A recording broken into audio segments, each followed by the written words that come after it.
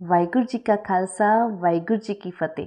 गुरु रूप प्यारी साध संगत जी, नाम का दाता सतगुरु है। नाम की दात गुरु जी देते हैं। और नाम जपाता कौन है? कहते हैं कबीर, सेवा को दोए पले, एक संत एक राम। राम जो दाता मुक्त को, संत जपावे नाम। राम जो है मुक्ति के दाता है। राम जी अपना नाम खुद नहीं जपाते, उन्होंने जपने जपाने की ड्यूटी संतों को दे रखी है। जैसे भाखड़ा डैम पर बिजली बनती है, लेकिन अगर कोई अपने घर से वहाँ जाकर खड़ा हो जाए कि मेरे घर का सीधा कनेक्शन यहाँ से दे दो, तो वहाँ के अधिकारी कहेंगे तू अपने इलाके में जा, वहाँ हमने ट्रांसफॉर्मर लगाए हुए हैं, वहाँ जाकर एप्लीकेशन दे और वहाँ के लोकल बंदे तेरे घर आएंगे और वहाँ पर आकर बिजली का तार लगाएंगे। इसी तरह अगर कोई प्रभु जी से कहे कि मुझे अपने नाम की दात बख्शो, तो नहीं मिलती। नाम की दात गुरु जी के चरणों में जाकर ही मिलती है, क्योंकि उस परमात्मा की, उस निरंकार की, उस भगवान की ज्योत गुरु के अंदर है। गुरु के अंदर पार ब्रह्म परमेश्वर बसता है। जब आप अपने सतगुरु जी के पास जाकर अरदास करते हो ना कि मुझे नाम की दात बख्श, तो प्रभु जी कहते हैं जाकर नाम जपने वालों का संग कर, नाम जपने वालों की संगत कर। आखो सतनाम श्री वाहिगुरु जी। तभी अरदास में रोज विनती करते हो ना, सच्चे पातशाह सानू उन्हां गुरमुखां दा, गुरसिखां दा मेल कराओ, जिन्हां दे मिलिया सानू चित आवे श्री वाहिगुरु। जीवन में संगत का बड़ा ही रोल है।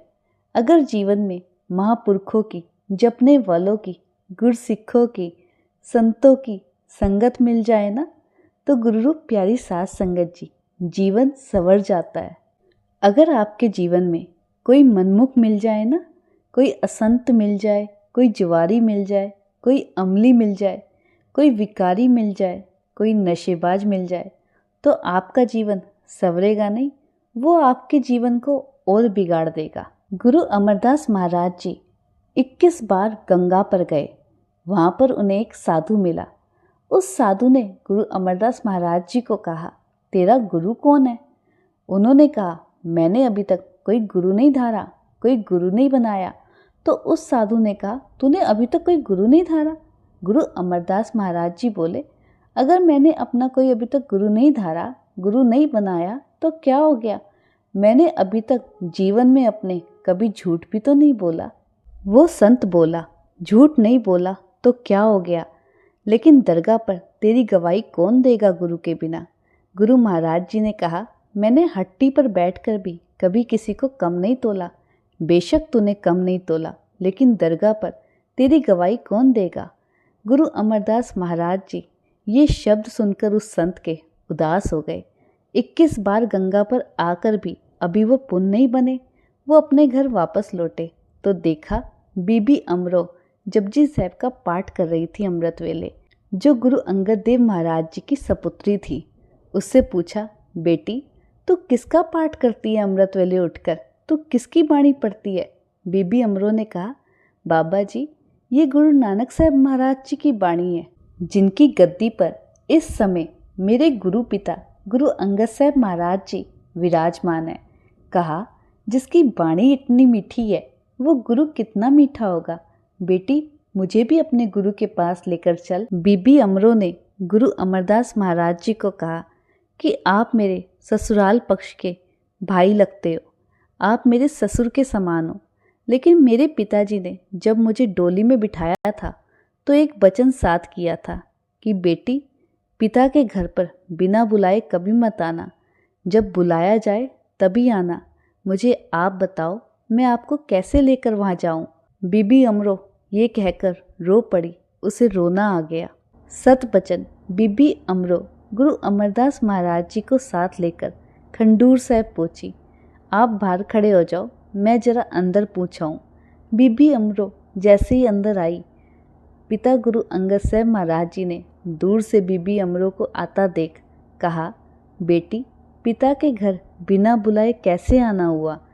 बीबी अमरो का रोना निकल गया। कहने लगी, गुरु पिता गुरु महाराज जी आप तो अंतर्जामी हो, मेरे आने का कारण तो आपको पता ही होगा, मैं यहाँ पर क्यों आई हूँ। गुरु अंगद साहब महाराज जी कहने लगे, फिर जिनको अपने साथ लेकर आई है उनको बाहर क्यों बिठाया हुआ है, बाबा अमरदास जी को भी अंदर ले आती। बीबी अमरो बाहर आई, कहा, बाबा जी आपको गुरु पिता अंदर बुलाते हैं। बाबा अमरदास जी अंदर आए, गुरु अंगद साहब महाराज जी के दर्शन किए। दर्शन तो पहले भी किए होंगे क्योंकि कुड़ुम थे ना, आज गुरु के रूप में दर्शन हो रहे हैं और मन की भूख मिट गई। अंदर सच्चा नेहू लाया प्रीतम आपने, तन मन होए निहाल जा गुरु देखा सामने। बाबा अमरदास जी गुरु अंगद साहब महाराज जी को जब माथा टेकने लगे तो गुरु अंगद साहब महाराज जी ने उठकर उन्हें अपने गले लगा लिया। कहा, कुड़ुम कुड़ुम के आगे माथा नहीं टेकते, कुड़ुम कुड़ुम के गले मिलते हैं, उन्हें गले लगाते हैं। गुरु अमरदास महाराज जी ने कहा, आज मैं अपने गुरु के दर्शन करके निहाल हो गया हूँ, आज मेरे मन की भूख मिट गई है। सिर किसके आगे झुकता है? जिसके मन के अंदर गुरु महाराज के नाम की झड़ी लगी होती है। हम उनको नमस्कार करते हैं, उनके आगे सिर झुकाते हैं। कीरत प्रभ की गाओ मेरी रसना, अनेक बार घर बंधन, संतन उहाँ चरण गोविंद जी के बसना। जपने वालों के हृदय में गुरु गोविंद सिंह महाराज जी के चरण बसते हैं। जब आप उनको नमस्कार करते हैं ना, तो आपकी नमस्कार सीधे गुरु गोविंद सिंह महाराज जी के चरणों में होती है। बाबा अमरदास जी दर्शन करके धन हो गए। एक दिन गुरु अंगद साहब महाराज जी ने बाबा अमरदास जी को बुलाया, कहने लगे, जाओ अपने घर, सुखी रहो, हो गए दर्शन वेले, जाओ अपने घर। बाबा अमरदास जी रोने लगे, कहने लगे, मैं जाने के लिए नहीं आया हूँ, मैं तो सदा आपके चरणों की सेवा करने के लिए आया हूँ। सेवा करने आए हो? गुरु नानक साहब महाराज जी के घर की? जो गुरु नानक साहब महाराज जी के घर की सेवा करता है ना, उसको टहल तो महल मिलता है। गुरु रूप प्यारी साध संगत जी, सेवा भी कैसी, आधी रात को उठकर स्नान करना, सिर पर गागर रखना और उसको खंडूर साहब से व्यास नदी तक लेके जाना, 5 मील का रास्ता, आधे रास्ते उल्टा चलना ताकि गुरु की तरफ पीठ न हो जाए। इतना सत्कार अपने गुरु का। जब हम माथा टेकते हैं ना, तो तुरंत अपनी पीठ गुरु की तरफ करके चलने लग जाते हैं। जब भी आप गुरुद्वारा साहिब जाओ ना, तो 2-4 कदम भावना के साथ उल्टे पैर करके चलना ताकि हमारी पीठ हमारे गुरु की तरफ ना हो जाए। और थोड़ा आगे जाकर सूक्ष्म अरदास करना कि बाबा जी अब मुझे माफ़ करना, मेरी पीठ आपकी तरफ हो रही है। यकीन मानना, जब आप ऐसी अरदास करोगे ना, तो मेरे सच्चे पातशाह का, मेरे मेरा वाले का आपके सिर पर हाथ होएगा उस टाइम पर। 5 मील का रास्ता पैदल जाना और पैदल वापस आना, सिर पर गागर, बड़ी उम्र, 60 साल से भी ऊपर, सेवा की सारी हदें पार कर दी, एक दिन का भी नागा नहीं किया। साल बाद गुरु अंगद साहब महाराज जी ने बाबा अमरदास जी को सिरोपा देना।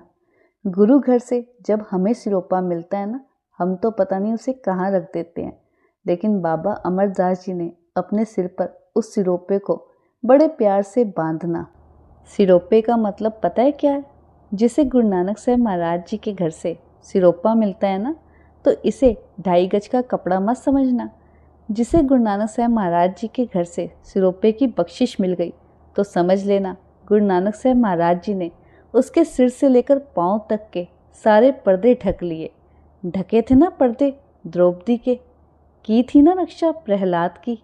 जो नाम जपते हैं ना, सतगुर सिक्की करे प्रतिपाल, सेवक को गुर सदा दयाल, सिक्की गुर दुर्मतमल हिरे, गुर बचनी हर नाम उचरे, सतगुर सिक्के बंधन काटे।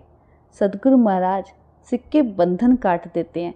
पता है कौन से बंधन काटते हैं? विकारों के बंधन काटते हैं, क्योंकि उनको अपने सिक्क को संवारना जो है।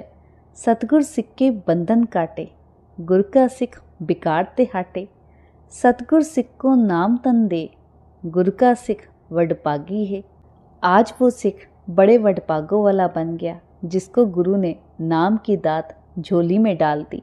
12 साल बाबा अमरदास जी ने सेवा की, 12 सिरोपे गुरु अंगद साहब महाराज जी से बाबा अमरदास जी को मिले, जिन्हें उन्होंने बड़े प्यार से अपने सिर पर बांधा।